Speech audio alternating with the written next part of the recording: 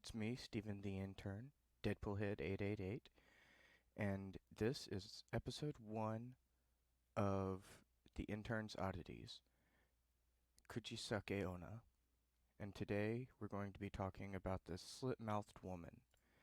Now, for starters, Kuchisake-Onna is known as the slit-mouthed woman in English, and Kuchi means mouth, and sake means tear or rip, while Onna is the part that means woman, which is how they came up with Kuchisake-Onna. Now, there are many variations of the stories as to why she has a slit mouth, and one of the most popular is that it was because she got mutilated by an angry husband samurai, well, her angry husband who happened to be a samurai, after she cheated on him. And some stories claim that she got attacked because she cheated on her husband, and he wasn't very happy about that. So he's like, if I carve up your face, no one else is going to want you. No one's going to care about you if you get a face carved up like that. Now, another story claims that there are actually 3 different Kuchisake-Onna. The oldest sister had failed plastic surgery, which resulted in her mouth being ripped apart. The middle sister was brutally injured in an automobile accident, which left her mouth torn. And then the youngest sister lost her mind, presumably after watching what happened to her other sisters, and then she carved up her mouth all by herself, on her own. Maybe because she wanted to feel like her sisters. I'm not really sure. I'm just guessing there. It was a long time ago, so there's not really anyone to ask. But regardless of which story is the most accurate, or if it's all just an urban legend, regardless, it all goes without saying that she is not very happy about having her mouth, ripped apart and torn open like it is.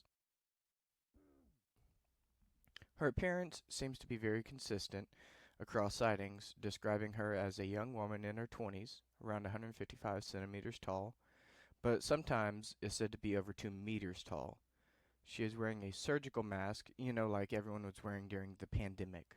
I'm trying to be careful of my wording, but if you know what I mean, I think you do. Like the ones that everyone had to wear to protect the other people from their germs. And I would like to mention that in Japan, it's very common for them to wear surgical masks like that because of SARS and everyone there uh, they get a lot of allergies. So that's why they say that she has the mask to hide her face, and it's actually more scary for them because a lot of people over there actually do wear masks. Now, she also has slanted eyes and a cat-like voice, most often seen wearing a red coat so that she can easily hide the sickle and it won't stand out when she gets covered in the blood of her victims. In Edogawa, it is said that she has a red umbrella which lets her fly like Mary Poppins. The British super nanny or whatever. So, in Tamagawa, hold on one second. In Tamagawa, she is said to have a slovenly or dirty appearance, and in Hachiochi, she is known for wearing a kimono with sunglasses. In Okayama, she is said to carry around a comb made from Japanese boxwood, as well as her sickle she is universally known to carry. These are just a few variations on her appearance in different areas of Tokyo and Japan at large. Now, supposedly, she can also run really fast, like the Flash or something. They say she can run 100 meters in 3 seconds. And she is said to even be able to outrun a police bike, like a motorbike. So she's pretty fast. Her victim of choice is typically young children whom she will approach and ask them if she's pretty. She generally stabs them regardless of their answer. In several other versions, she is known to simply eat passerby or spirit them away. Another version has her ask if you want to eat yogurt. I'm not sure what that's about, but if you say no, she'll eat you instead. So, maybe just eat some yogurt with Kuchisake-Onna, you know? If it'll save your life, maybe you should eat yogurt. Even if you're lactose intolerant, like our buddy Spider, you know? If it came down to it, I think he would be willing to eat some yogurt to avoid getting, his face slit open. We'll have to ask him sometime. Now, regardless, in several other versions, she will do that, or she may just tap you on the shoulder and kill you when you turn around. So the only way you can avoid that is if she taps you on the left shoulder, you have to turn around to the right, and if she taps you on the right shoulder, you got to turn around to the left. And then it'll confuse her just long enough so that you can run away.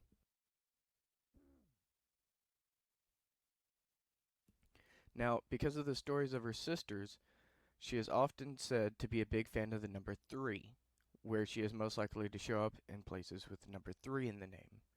She has also been known to frequent graveyards and old churches.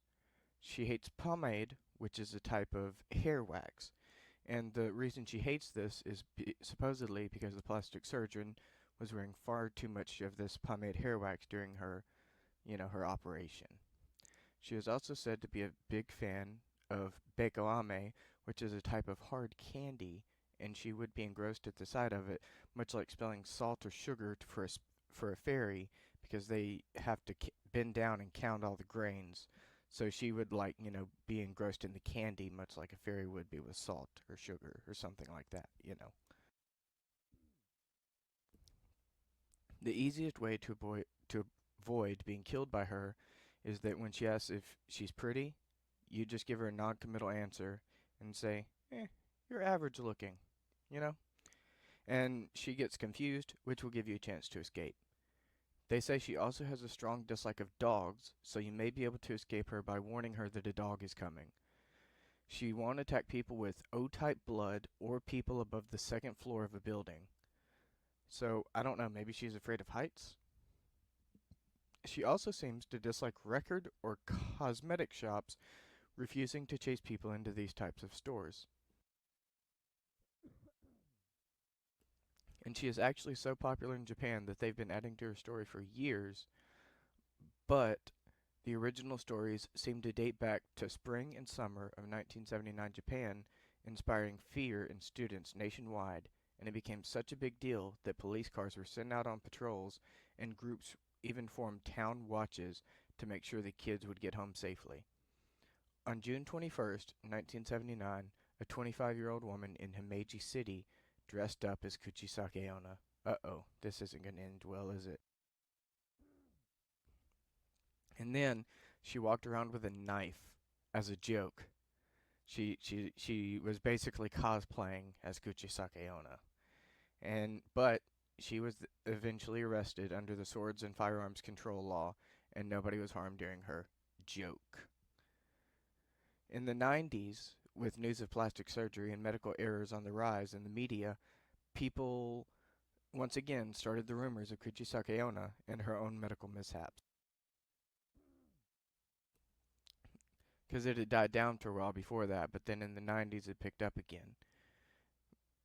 Now, it is said the story actually originated in Gifu Prefecture in December of 1978, though some claim it was actually in Ichi Prefecture. The first time she was mentioned by the press was in the Gifu Himeji newspaper on January 26, 1979. During this time, wealthy families were able to send their children to night cram schools to help secure the future, but poor families told their children about Kuchisake-Onna to make them give up on their dreams of attending such expensive cram schools. But as a result, the kids became so frightened that the story spread to other parts of the country, thus allowing it to become a famous urban legend. So, for my part of the country, it sounds kind of like it would be similar to the boogeyman where I'm from. They used to tell kids about the boogeyman to, make them go to bed on time or whatever they needed them to do. They would warn them about the boogeyman, if you've heard of that one.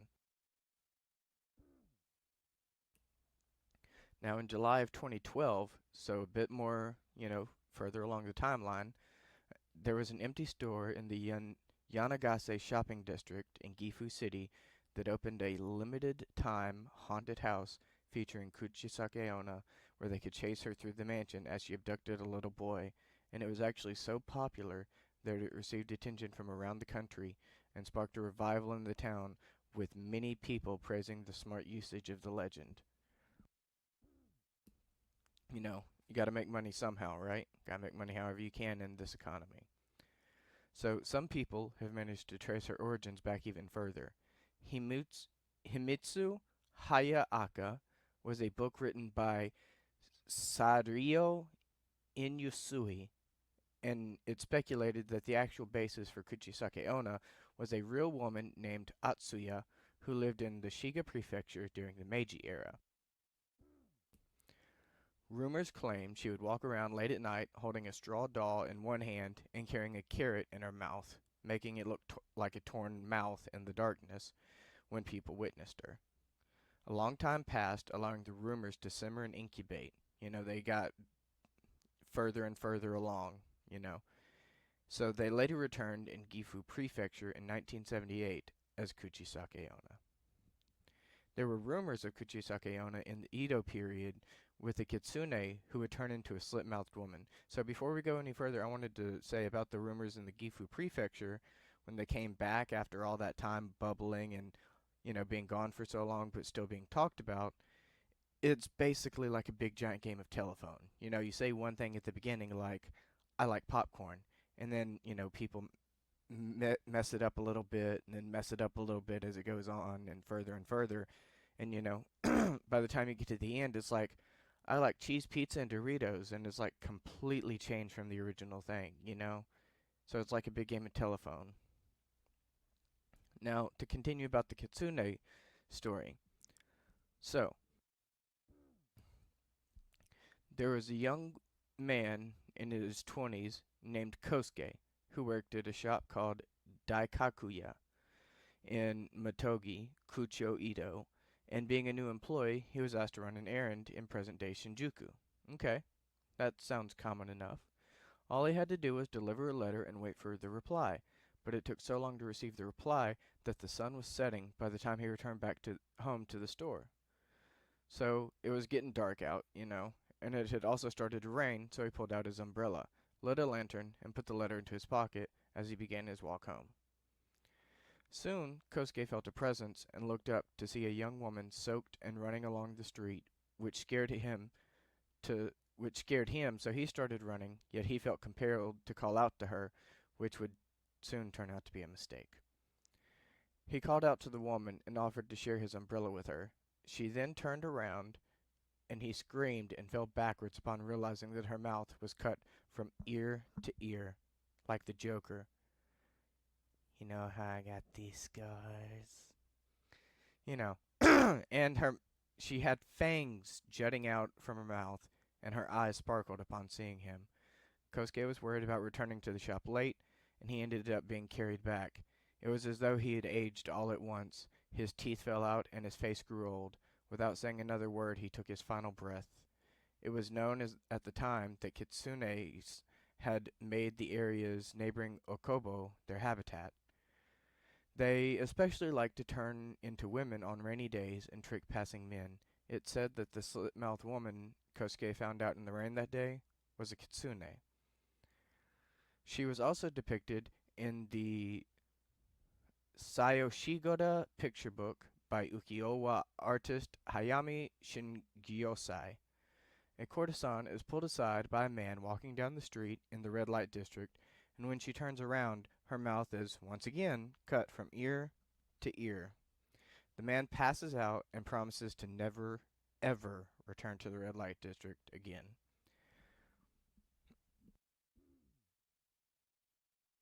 Kuchisake-Onna is such a popular urban legend that she's inspired regional variations such as Futakuchi-Onna, the woman with two mouths. And in this one, it said that a large second mouth is on top of her head. And when she asks, "Am I pretty?"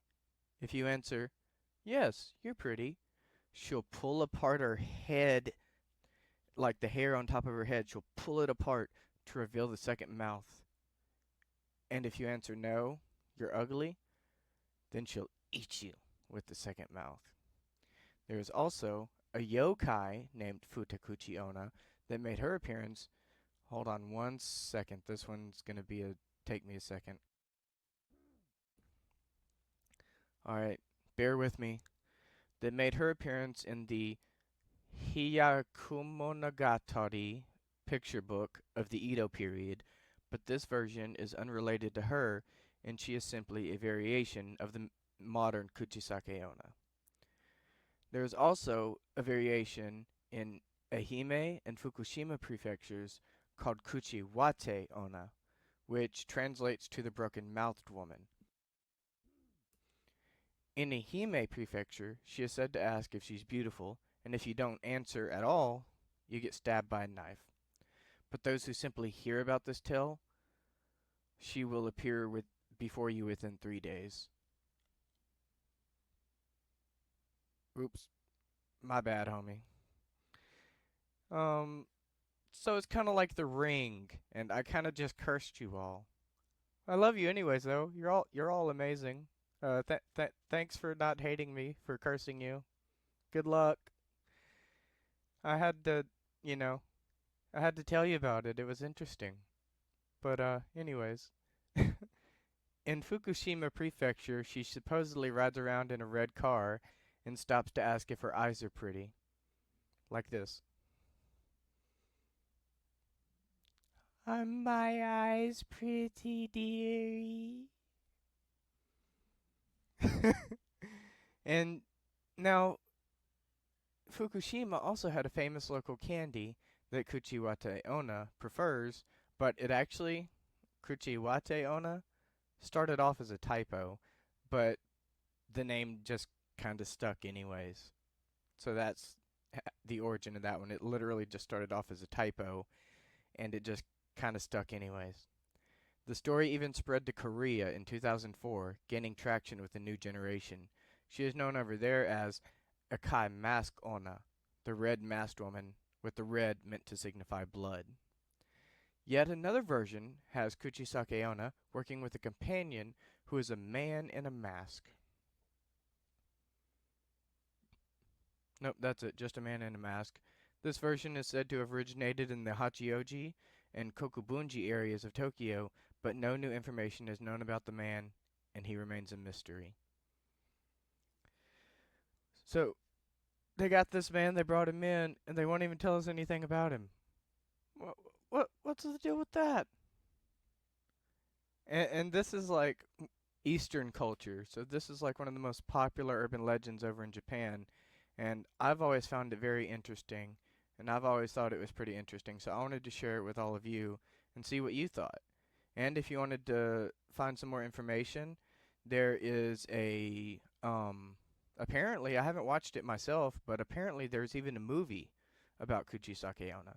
So if any of you want to go out there and see if you can find the movie and, let us know where we could watch the movie, we'd love to watch that. And, maybe I could like do a review on it for you or something. If anyone can find out where we can, legally acquire that or watch it or whatever, just, let us know. And I have all my information I received for this episode was from an episode of another podcast called Toshiden by Tara A. Devlin. And she was one of the first podcasts I ever listened to back when I first started listening to podcasts. And if you're a big fan of Eastern culture, I would highly recommend it. When you're not watching our podcast, of course, But, if you need something else with a bit more Eastern, it's a good, it's a good one. And she mostly talks about like urban legends and creepypasta and stories like that, But this was episode 1 of the Intern's Oddities from around the world. And this week we were focused on Eastern culture, and we will try to do more of a variety as we go along and do some stuff from all around the world and all sorts of different cultures. Thank you for coming to hang out with us, and we hope to see you again in the future. I hope you enjoyed, and as always, stay uncanny.